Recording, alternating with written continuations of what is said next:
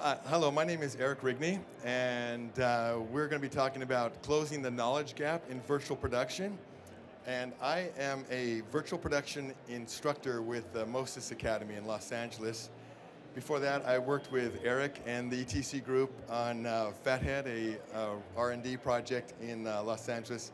We were conducting a research on that, and that's where I got involved over the last year and a half with virtual production before becoming an instructor in how to do all of this. But one of the big problems we have is a gap in knowledge, and so I have asked these esteemed panelists to join me today, and what I'm going to do is have them introduce themselves and their positions and their place in education and virtual production. So, Francisco, hand it off to you. Oh, great. Hello, my name is Francisco Menendez. I'm the founding artistic director of the UNLV film program, and we just got our wall about 2 months ago, immediately put it to work, had the students digital scout their locations and start to shoot. In the following semester, we'll be trying to do 4 productions a semester, rotating in those spaces that have been digitally scouted by the students. And it's very ambitious, but very rewarding. Hello, hello. Hi, my name is James Blevins. The latest feathers in my cap as co-founder of Mesh with Ben Baker is we are currently working on The Daily Show using virtual production techniques.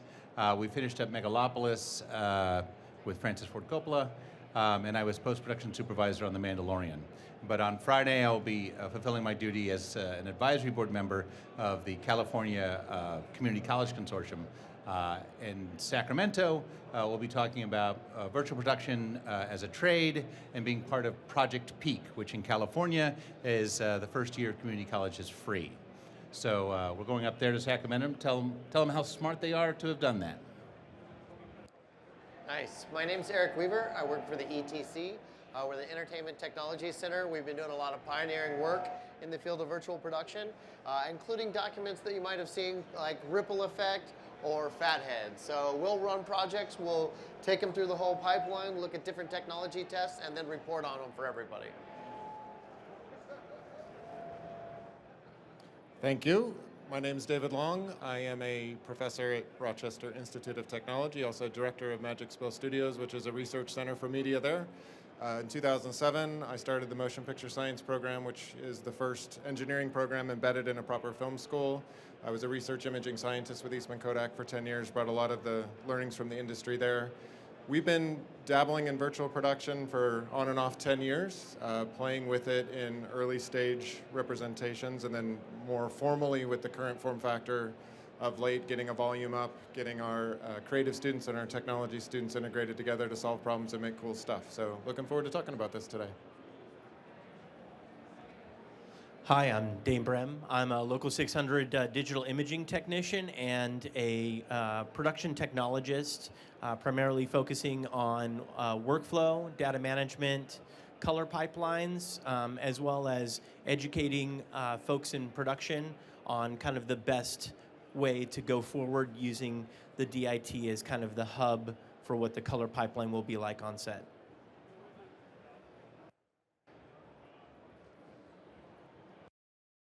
So there's a little bit more to this. James, Francisco's with the Broadcast Educators Association, and James is with HPA, the Hollywood Professional Association. They are both in part of the virtual production educational component in our community, as well as David Long is also chair of SMPTE's virtual production educational arm. So we have quite a wealth of knowledge and experience here. And not only in the academic world, but also in the professional world. So what we're going to do is we're addressing the void in the gap in virtual production. And David, if you don't mind explaining what we're seeing behind us. Sure, absolutely. And actually, big shout out to Erik, who probably led the creation of this much more than I did. I was just handed the reins when it was nice and polished. But one of the initiatives at SMPTE associated with virtual production. We have a group called RIS, so Rapid Industry Solutions, with a focus on OSVP, ICVFX, whatever acronym you want to call it. And it's got two main mission areas. It's got interoperability, basically establishing review of potential standards needed, and then it's got an education initiative. So Erik was an early contributor along with a few others from Movie Labs, other friends on the RAS, and we thought you can't educate people if you don't have a framework, if you don't have a workflow represented. So this is a great representation of what can happen when the industry comes together, competitors come together, collaborators come together and realize for the good of us all, common definition, common workflow understanding, also to invite people in to contribute to education. You have to give them the framework upon which to build curriculum, to build experience and exposure. So having that be common across the industry was a huge, huge goal of this MT effort. So I think one other thing to note about this chart is this chart's going to become interactive. So you're going to be able to look at both groups and individual items and find talks, videos, papers, other things that's actually been vetted by the community as quality content. One of the problems we originally found was a lot of the material was marketing material. And that's hard. I mean, we understand that somebody needs to help sell a product, but where do you find the true pieces of knowledge that actually can further your wisdom? Gonna hold it a little bit longer. Terrific. So a couple of questions I had. I'm trying to figure out how to draw out the information in terms of, if you're on a production, who needs to know what? So the first question I had was, we're going to talk about who needs to know a little bit, nothing, more, and then also things in great detail. So on a virtual production, who needs to know nothing about virtual production? Well, I think the most important thing is for them to be able to figure out how not to use it as a backdrop and how to use it as a space. And so to have the students each rotate designing what the master looks like, designing what those overs look like in a large space that can actually give them those z-axes. And once they've done that and understand what the space is, then they can no longer just think of it as a backdrop, as this wall here. Go ahead. The only answer I have is the PA. I don't know of anybody else who doesn't need to know at least some aspect of what's going on. Transportation department. Yep, transportation department, that's another good one. Crafty, maybe. No, they need to be there. They need to be there? Yeah. He's right. There is it's a collaborative space, and it's a new medium.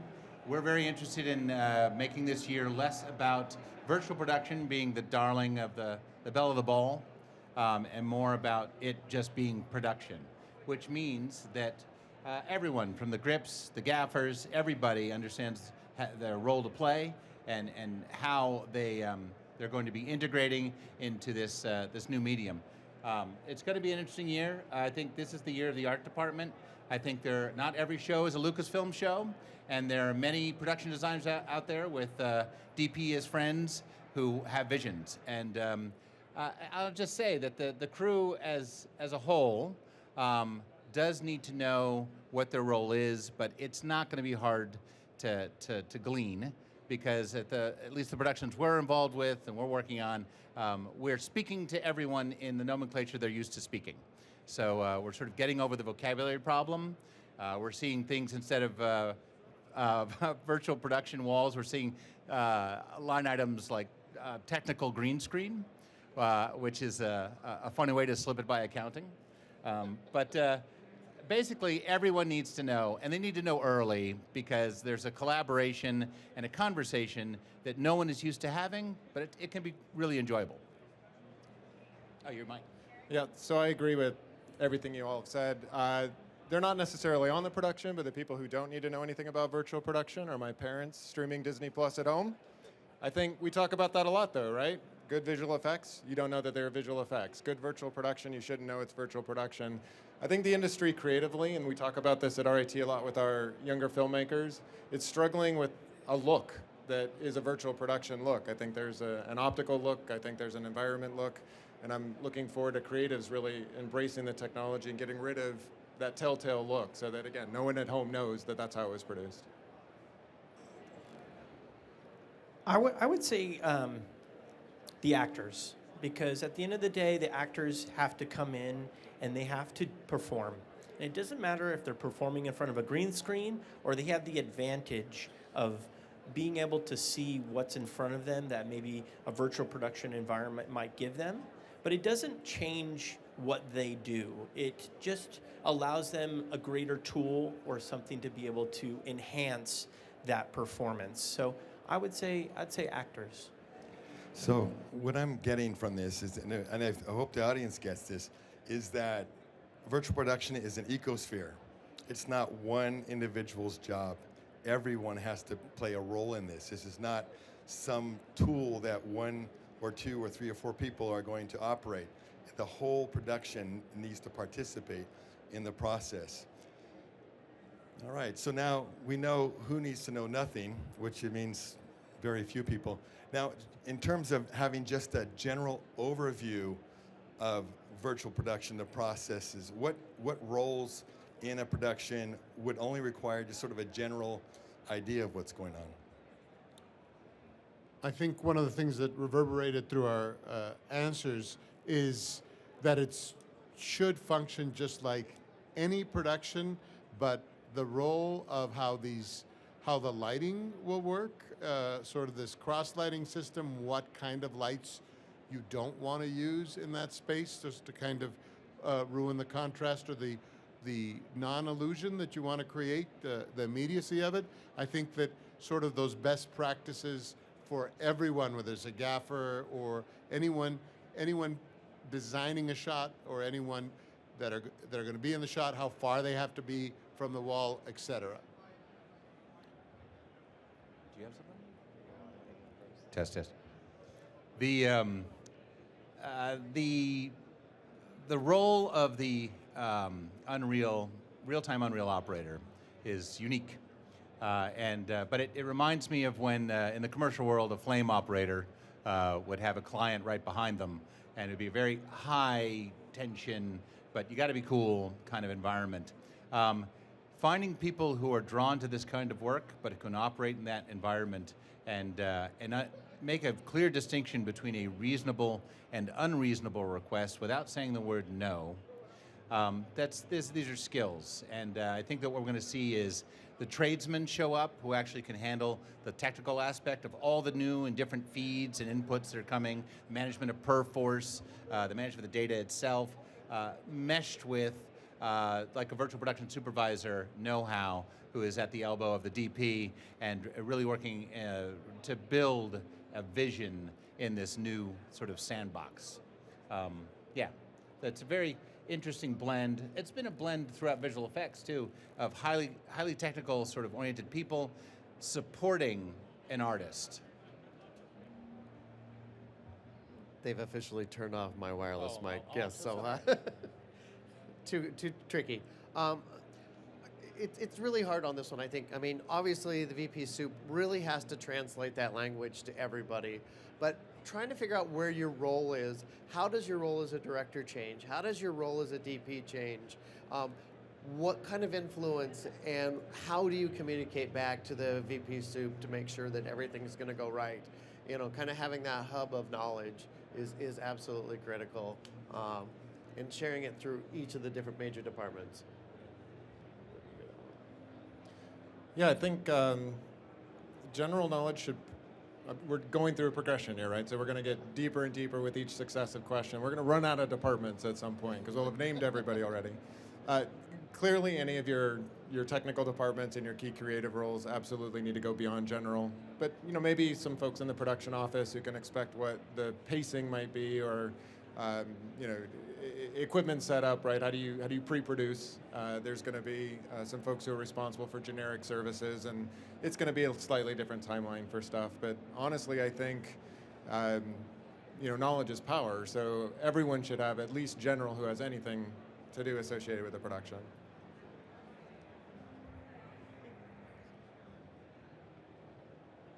The big part of production is communication.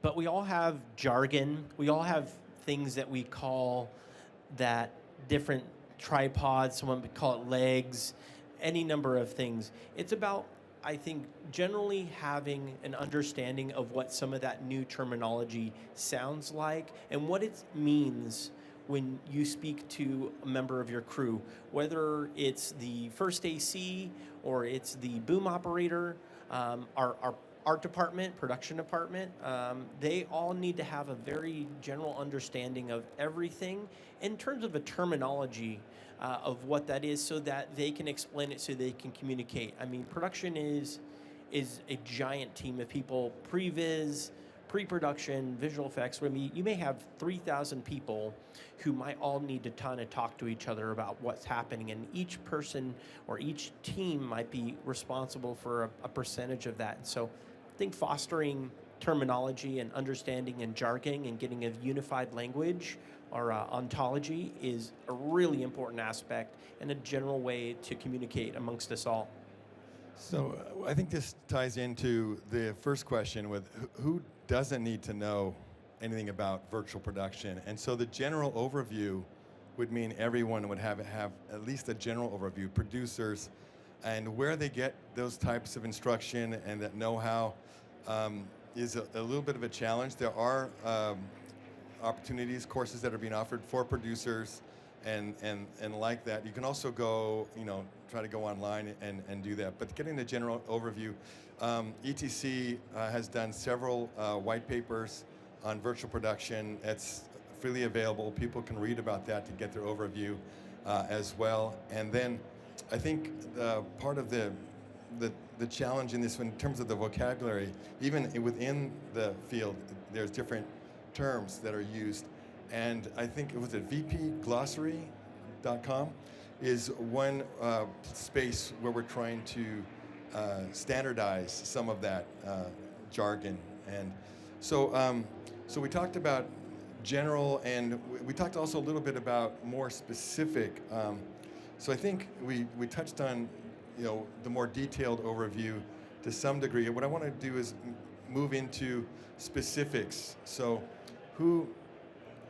very specialized training. So there's areas where in virtual production where someone really needs to know these certain elements. Francisco mentioned lighting.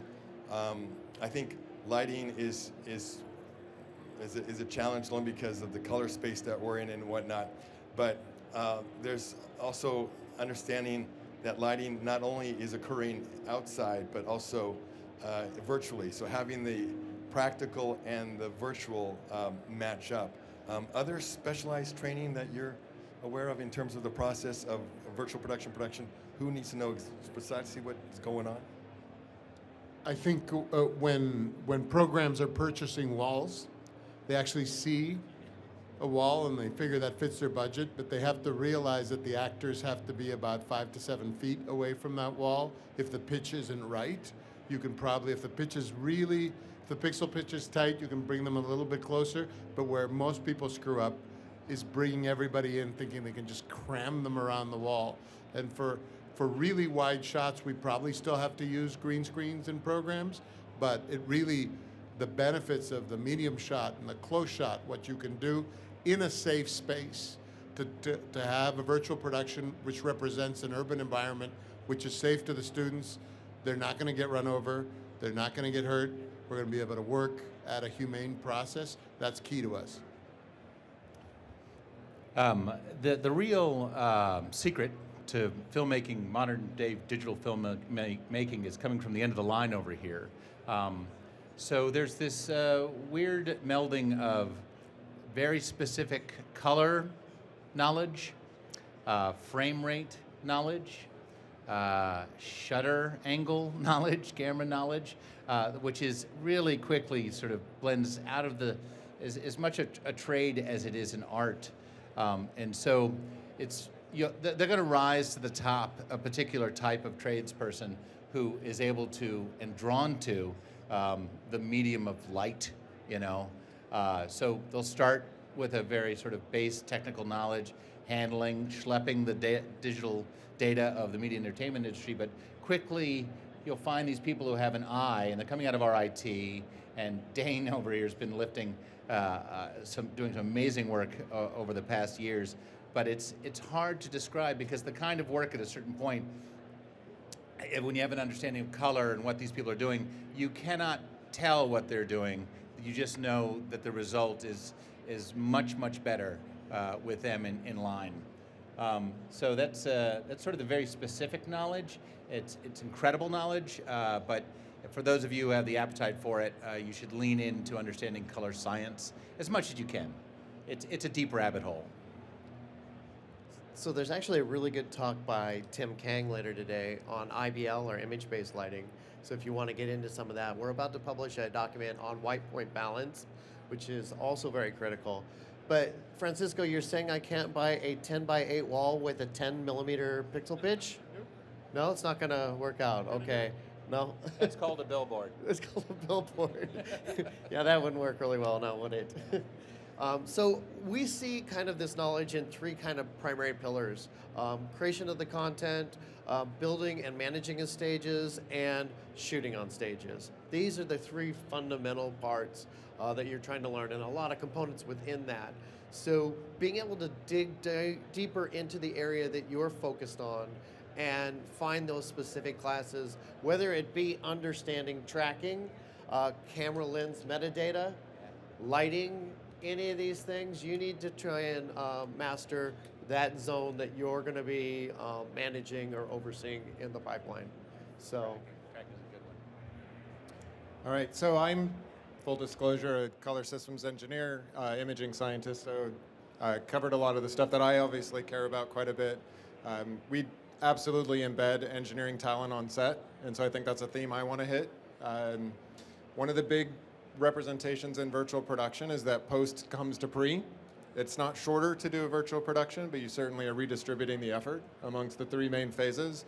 And as such, those who are more post-savvy respect the talent, the contribution of people like technical artists, technical directors. These are your tools builders, because invariably something's going to come up in creative when you're doing so much work in pre that doesn't exist in the existing tool sets. It's not a software module, it's not a plugin that does what you need.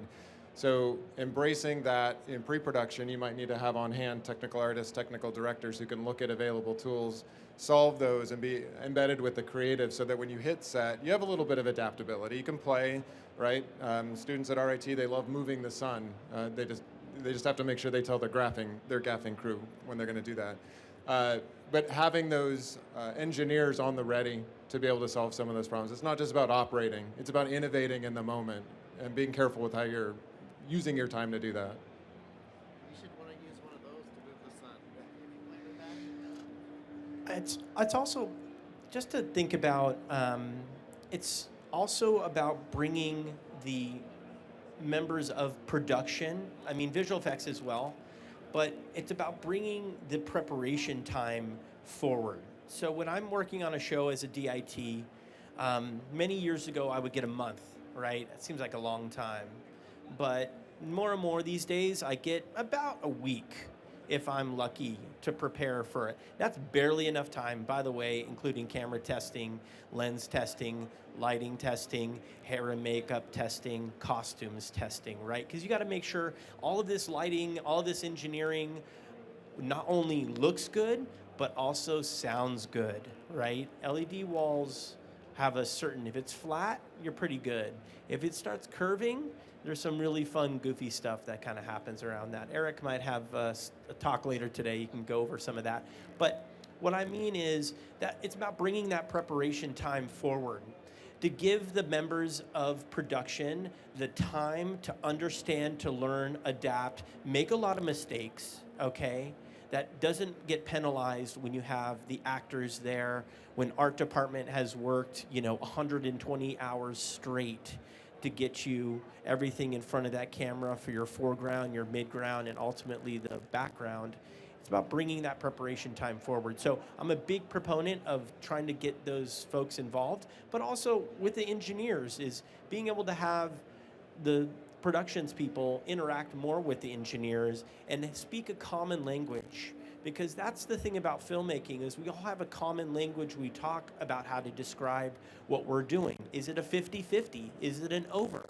MCU, any of those numbers of things. But having to talk to engineers about what that is, right? What that looks like, and having a common language so that we're all speaking the same way. Now I got it. All right, so I think one of the areas we barely touched on is on the previs side is that there's a whole process of pre-visualization, gray boxing, all that artwork. And I think one of the best ways a production can address all of these issues is by starting with hiring a virtual production producer with experience and getting a supervisor and having those conversations so that there's expectations are properly set, that understanding when a certain scene is best utilizing this type of technology. Not all scenes require this. And so setting the expectations and then getting everyone on board on the heavy-duty, robust pre-production. Other skill sets are, the virtual production supervisor. There's the virtual art department.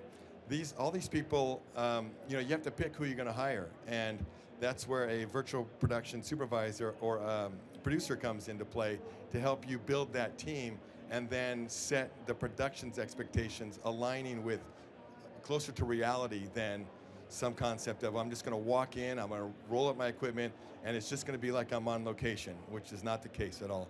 So I think we're running out of time here, so I'm going to one quick question. You can nod or not. How much do you think fake it till you make it is in play in this part of the industry right now? Yeah, a lot. Yeah. So there's a lot of fake it till you make it. So that's something to consider when you're hiring someone. Another way to think of that is on-the-job training.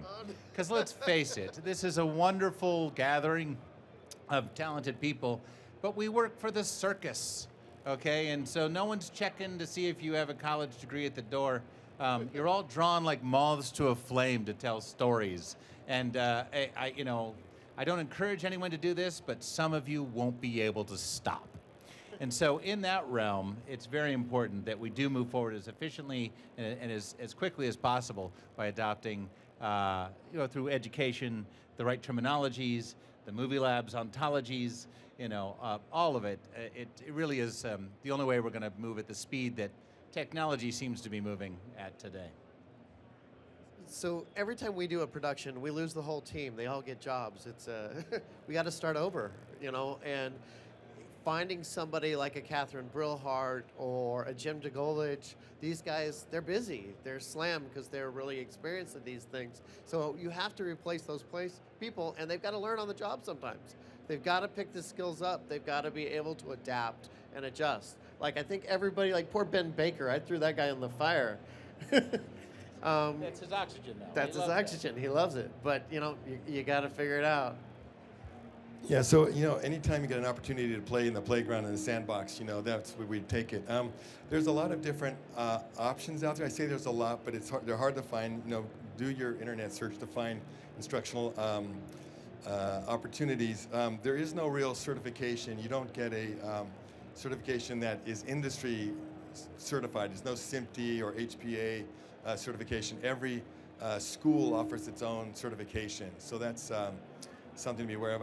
Do you think at some time we will have a certification? Well, Unreal, right? Unreal started it. Well, Unreal has a really great actual certification, but we are kind of in effort. So I'm working with David Simty, Julie Lottering over at Epic, Unreal, several other groups, Lux Machina, to create these kind of standardized curriculums.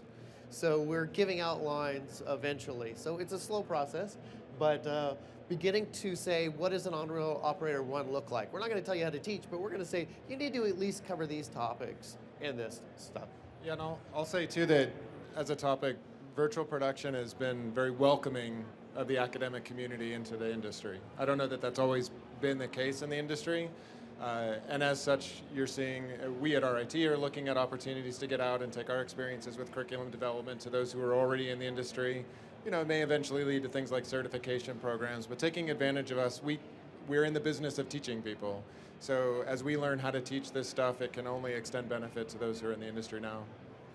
And unfortunately, we don't have enough time for Q&A. I would just suggest that it's only going to get, in some ways, easier because the software will get easier and more intuitive. Right now, it's not always as intuitive as we'd like, but I imagine over time it will. And so anytime that you start, it's probably going to be the hardest that you'll start, but it'll only get easier over time.